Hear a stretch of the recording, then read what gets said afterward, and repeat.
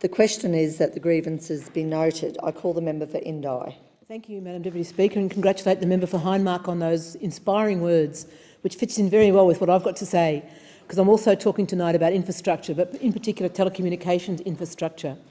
My grievance tonight, Madam Deputy Speaker, is about telecommunications in rural and regional Australia.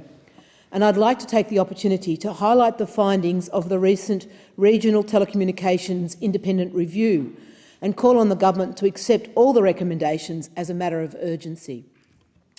The Regional Telecommunications Review has a number of really key recommendations: to invest in filling market gaps, creating a government consumer communications fund to subsidise essential regional services, expanding the universal service obligation to include mobile phones and internet and have a new customer communications standard, establishing a whole-of-government approach to internet coverage in disaster-prone areas, optimising long-term satellite service capacity and performance to enable the lifting of restrictions, and increasing NBN fixed wireless footprint, including proactive investment.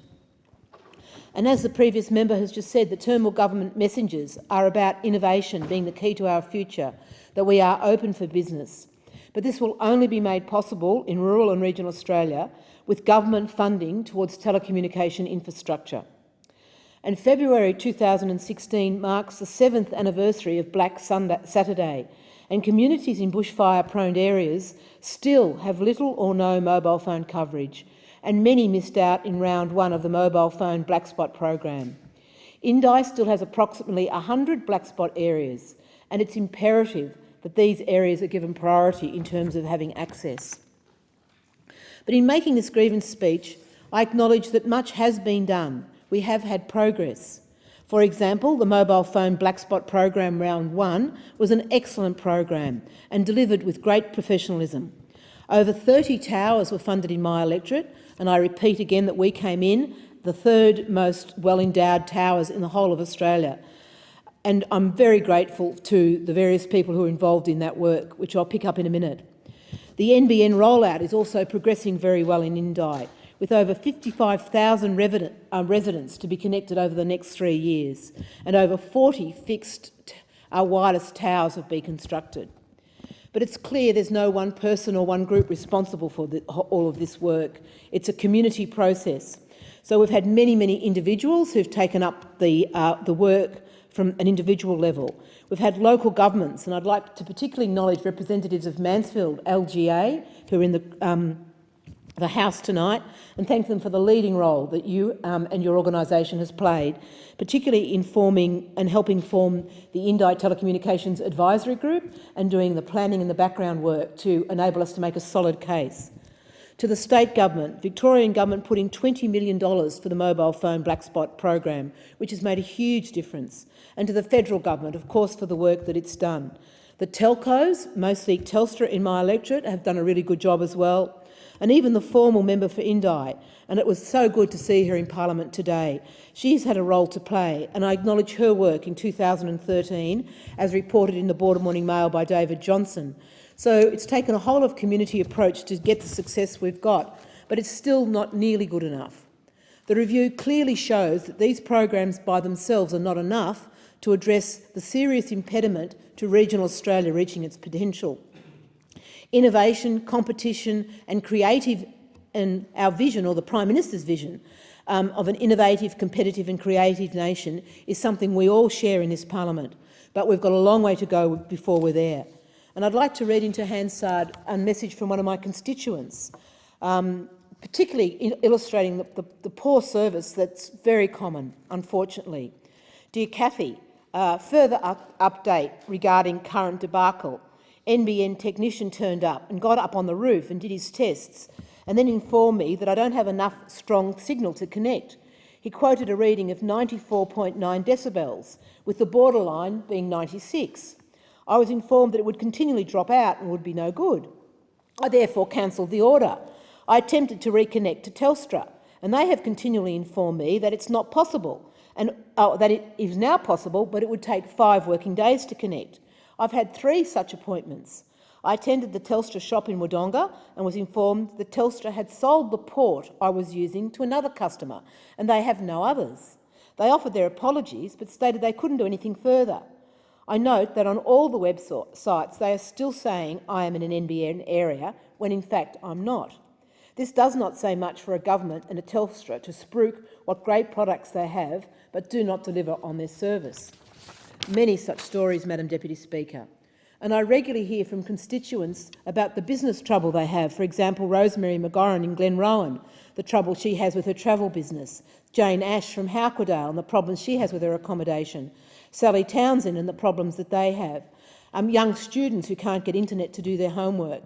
And a very sad story of Murray Taylor from Talladoon with his wife recovering from cancer and not being able to access the services that they need. Madam Speaker, I know you appreciate this, coming from a regional area, and it's not news to you.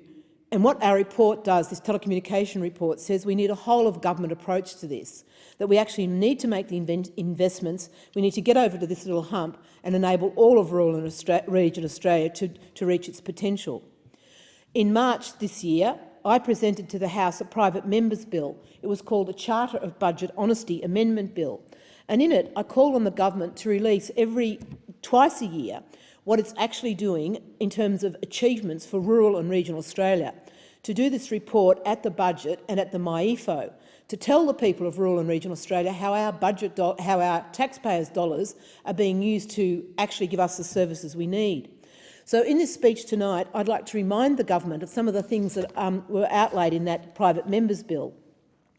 In particular, Section 19C details the contents required of the statement, including in the statement, twice a year, the likely economic, social, cultural and environmental impacts on regional Australia of key government initiatives.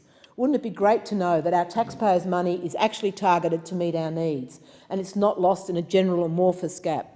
So we specifically called for a regional Australia statement to be prepared twice a year, having regard to the economic, social, cultural and environmental impacts of government initiatives, the economic drivers for regional communities, the disproportionate effects that government initiatives may have on regional communities due to the lack of infrastructure, specifically mobile phone coverage, reliable internet coverage and access to public transport. We talked about the lack of access that people living in regional communities have to government services due to cost, long distance times and relying more and more frequently on the internet. And we talked about the lack of competition in regional communities and how this absolutely adds to our cost of living and also doing business. And this is so much the case with telecommunications. We need much, much better competition. So we need a whole-of-government approach to dealing with this particular issue.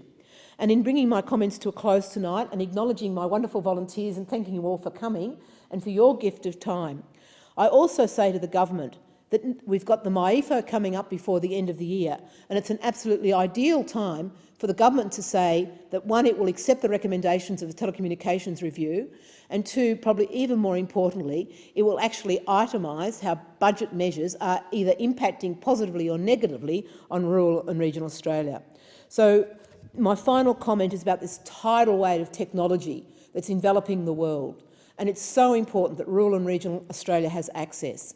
But it's not just going to happen. It will only happen if the government has an absolute commitment to putting rural and regional Australia at the centre of its policies and actually reporting back to us on what it's done and how our taxpayers' dollars are being used to give us the infrastructure we need to do our bit of the heavy lifting to make Australia the wonderful country it can be. Thank you, Madam Deputy Speaker. I thank the member